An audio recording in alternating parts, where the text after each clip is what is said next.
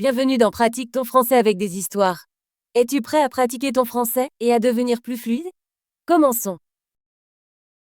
C'était au milieu de l'hiver, et de gros flocons de neige tombaient tout autour lorsque la reine d'un pays lointain était assise à sa fenêtre, en train de travailler. Le cadre de la fenêtre était en ébène noir lisse. En regardant la neige, elle se piqua accidentellement le doigt, et 3 gouttes de sang tombèrent sur la neige blanche. Elle fixa les gouttes rouges sur la neige blanche et dit: Je souhaite que ma petite fille puisse être aussi blanche que cette neige, aussi rouge que ce sang, et aussi noire que ce cadre de fenêtre en ébène. Et ainsi, la petite fille grandit. Sa peau était aussi blanche que la neige, ses joues aussi roses que le sang, et ses cheveux aussi noirs que l'ébène. On l'appela Neige. Mais la reine mourut, et peu après, le roi épousa une autre femme qui devint la nouvelle reine. Elle était très belle mais si fière qu'elle ne pouvait supporter l'idée que quelqu'un soit plus belle qu'elle. Elle possédait un miroir magique dans lequel elle se regardait et demandait: Dis-moi, miroir, dis-moi vrai. De toutes les dames du pays, qui est la plus belle, dis-moi, qui? Et le miroir répondait toujours: Toi, reine, tu es la plus belle de tout le pays. Mais avec le temps, Neige devint de plus en plus belle. À l'âge de 7 ans, elle était aussi radieuse que le jour et plus belle que la reine. Un jour, lorsque la reine regarda dans son miroir et posa sa question habituelle, le miroir répondit: Toi, reine, tu es belle à voir, mais Neige est 1000 fois plus belle que toi. Quand la reine entendit cela, elle devint très en colère et jalouse. Elle appela un de ses serviteurs et dit: Emmène Neige loin dans les bois pour que je ne la voie jamais plus. Le serviteur emmena Neige, mais son cœur s'adoucit lorsqu'elle lui implora de lui épargner la vie. Il dit: Je ne te ferai pas de mal, joli enfant. Il la laissa seule dans les bois, espérant qu'une personne bienveillante viendrait la trouver et la sauver. Pauvre Neige erra à travers les bois, effrayée et seule. Des animaux sauvages rugissaient autour d'elle, mais aucun ne lui fit de mal. Le soir, elle trouva une petite cabane dans les collines et y entra pour se reposer, car ses petits pieds étaient trop fatigués pour continuer. La cabane était propre et bien rangée. Sur la table, il y avait une nappe blanche, ses petites assiettes, ses petits pains et ses petits verres de vin. Il y avait aussi sept couteaux et fourchettes disposés en ordre, et le long du mur se trouvait cette minuscule lit. Neige avait très faim, alors elle prit un petit morceau de chaque pain et but un peu de vin dans chaque verre. Après avoir mangé, elle décida de s'allonger et de se reposer. Elle essaya tous les petits lits. L'un était trop long, un autre trop court, jusqu'à ce que finalement le 7e soit juste bien. Elle s'y allongea et s'endormit. Peu après, les propriétaires de la cabane rentrèrent. C'étaient 7 petits nains qui vivaient dans les montagnes et creusaient pour de l'or. Ils allumèrent leurs 7 lampes et remarquèrent immédiatement que quelque chose n'allait pas. Le premier nain dit: Qui a été assis sur ma chaise? Le deuxième demanda: Qui a mangé dans mon assiette? Le troisième dit: Qui a pris mon pain? Le quatrième demanda: Qui a utilisé ma cuillère? Le cinquième dit: Qui a touché ma fourchette? Le sixième demanda: Qui a coupé avec mon couteau? Le septième nain dit: Qui a bu mon vin? Puis le premier nain regarda autour de lui et appela: Qui a été allongé sur mon lit? Les autres se précipitèrent et crièrent qu'il y avait quelqu'un dans leur lit. Mais le 7e nain aperçut Neige et appela ses frères pour la voir. Ils se rassemblèrent autour d'elle, émerveillés, rapprochèrent leurs lampes et s'exclamèrent: Bon sang! Quel bel enfant elle est! Ils étaient si heureux de la trouver et veillèrent à ne pas la réveiller. Le 7e nain prit son tour de dormir avec chacun des autres nains jusqu'à ce que le matin arrive. Le matin, Neige leur raconta son histoire, et ils éprouvèrent de la compassion pour elle. Ils dirent que si elle gardait les lieux en ordre et cuisinait et lavait pour eux, elle pourrait rester avec eux, et ils s'occuperaient d'elle. Les nains sortaient chaque jour travailler, cherchant de l'or et de l'argent dans les montagnes, tandis que Neige restait à la maison. Ils l'avertirent en disant, « La reine va bientôt découvrir où tu es, alors fais attention et ne laisse entrer personne. » Mais la reine, pensant que Neige était morte, croyait qu'elle devait être la plus belle femme du pays. Elle alla voir son miroir et demanda, « Dis-moi, miroir, dis-moi vrai. De toutes les dames du pays, qui est la plus belle, dis-moi qui ?»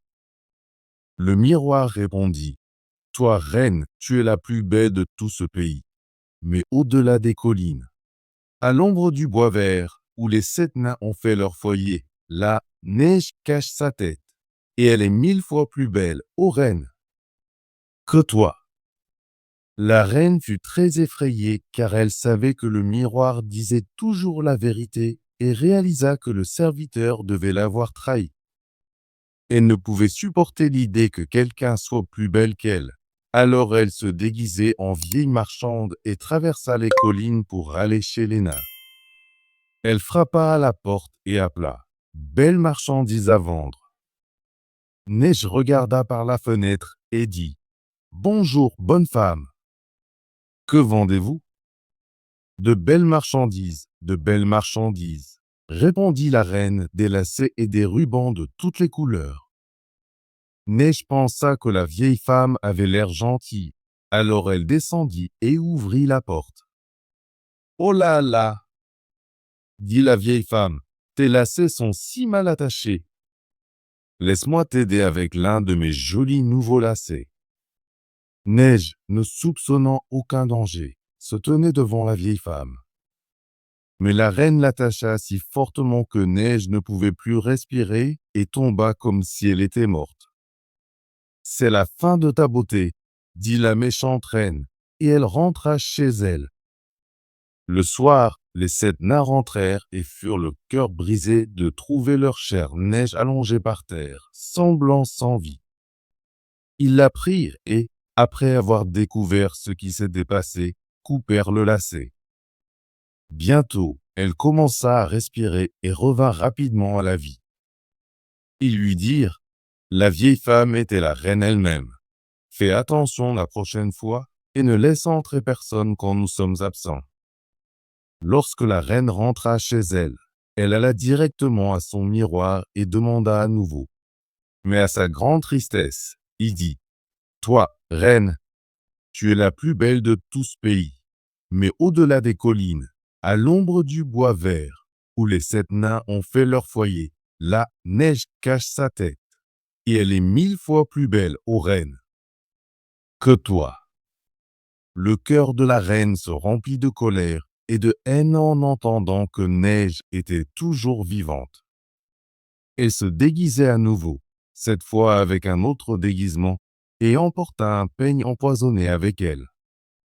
Lorsqu'elle arriva à la cabane des nains, elle frappa à la porte et dit, « Belle marchandise à vendre. » Mais Neige répondit, « Je ne peux laisser entrer personne. » La reine dit, « Regarde mes beaux peignes. » Et lui tendit le peigne empoisonné.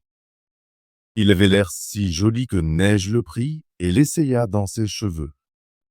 Mais dès qu'il toucha sa tête, le poison fit effet, et elle tomba sans connaissance. « Maintenant tu peux rester là, » dit la reine, et elle s'en alla. Heureusement, les nains rentrèrent chez eux plus tôt ce soir-là. Quand ils virent Neige allongée sur le sol, ils devinèrent ce qui s'était passé et trouvèrent rapidement le peigne empoisonné. Une fois qu'ils l'eurent enlevé, elle se rétablit et leur raconta tout ce qui s'était passé. Ils l'avertirent encore une fois de ne pas ouvrir la porte à quiconque. Pendant ce temps, la reine rentra chez elle, tremblant de rage lorsqu'elle reçut la même réponse que précédemment. Elle déclara: Neige va mourir, même si cela me coûte la vie. Elle alla donc dans sa chambre et prépara une pomme empoisonnée. L'extérieur avait l'air très tentant, mais quiconque la goûtait mourrait sûrement. Puis elle se déguisa en femme du peuple et traversa les collines pour se rendre à la cabane des nains, frappant à la porte. Neige jeta un coup d'œil par la fenêtre et dit: Je ne peux laisser entrer personne, car les nains m'ont dit de ne pas le faire. Fais comme tu veux, dit la vieille femme, mais prends cette jolie pomme. Je te l'offre. Non, dit Neige, je ne peux pas l'accepter. Espèce de fille, répondit la reine, de quoi as-tu peur? Penses-tu qu'elle est empoisonnée? Allez, tu manges une moitié et je mangerai l'autre. La pomme était préparée de telle sorte qu'un côté était sûr, tandis que l'autre était empoisonné. Neige fut tentée car la pomme avait l'air si délicieuse, et quand elle vit la vieille femme en manger, elle ne put plus résister. Mais dès qu'elle croqua dedans, elle tomba morte. Cette fois rien ne te sauvera, dit la reine, et elle rentra chez elle pour voir son miroir. Enfin, il dit: Toi, reine, tu es la plus belle de toutes les belles. Et son cœur maléfique fut rempli de joie. Lorsque le soir vint et que les nains rentrèrent chez eux, ils trouvèrent Neige allongée sur le sol, ne respirant pas du tout. Ils craignaient qu'elle soit morte. Ils la soulevèrent, lui peignèrent les cheveux et lui lavèrent le visage avec du vin et de l'eau. Mais rien n'y fit. Elle semblait sans vie. Ils la posèrent donc sur un brancard et pleurèrent pendant 3 jours entiers. Ils pensèrent à l'enterrer, mais ses joues étaient encore roses et son visage semblait identique à celui qu'elle avait quand elle était vivante. Ils dirent: Nous ne pouvons pas l'enterrer dans le sol froid. Alors ils fabriquèrent un cercueil en verre pour qu'ils puissent toujours la voir, et écrivirent son nom en lettres dorées, indiquant qu'elle était la fille d'un roi. Le cercueil fut placé sur une colline, et l'un des nains s'asseyait toujours à côté pour veiller sur elle. Des oiseaux dans les airs vinrent pleurer Neige. D'abord une chouette, puis un corbeau, et enfin une colombe s'assit à côté d'elle. Neige resta là pendant longtemps, ayant l'air de dormir. Elle resta aussi blanche que la neige, aussi rouge que le sang, et aussi noire que l'ébène. Enfin, un prince passa par là et visita la maison des nains. Il vit Neige et lut ce qui était écrit en lettres dorées. Il offrit de l'argent aux nains et les supplia de le laisser l'emporter, mais ils dirent: Nous ne nous séparerons pas d'elle pour tout l'or du monde. Finalement, ils prirent pitié de lui et lui permirent d'emporter le cercueil.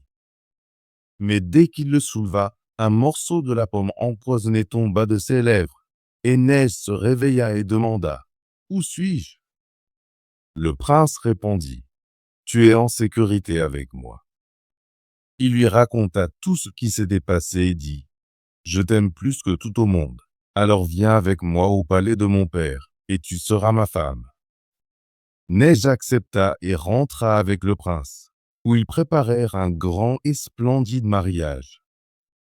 Parmi les invités se trouvait l'ancienne ennemie de Neige, la reine. En se parant de ses beaux vêtements, elle regarda dans le miroir et demanda: Dis-moi, miroir, dis-moi vrai. De toutes les dames du pays, qui est la plus belle, dis-moi qui? Le miroir répondit: Toi, dame, tu es la plus ravissante ici, je crois, mais bien plus belle est la nouvelle reine. Quand elle entendit cela, elle fut remplie de rage, mais son envie et sa curiosité la poussèrent à aller voir la mariée. Lorsqu'elle arriva et vit que c'était Neige, qu'elle croyait morte depuis longtemps, elle s'étouffa de rage et tomba morte. Mais Neige et le prince vécurent heureux pour toujours, régnant sur le pays pendant de nombreuses années. Parfois, il rendait visite au petit nain qui avait été si gentil avec Neige dans son temps de besoin. Super travail. Veux-tu pratiquer ton français et devenir plus fluide? Abonne-toi et active la cloche de notification pour ne manquer aucune de nos histoires gratuites en français. À bientôt dans la prochaine vidéo.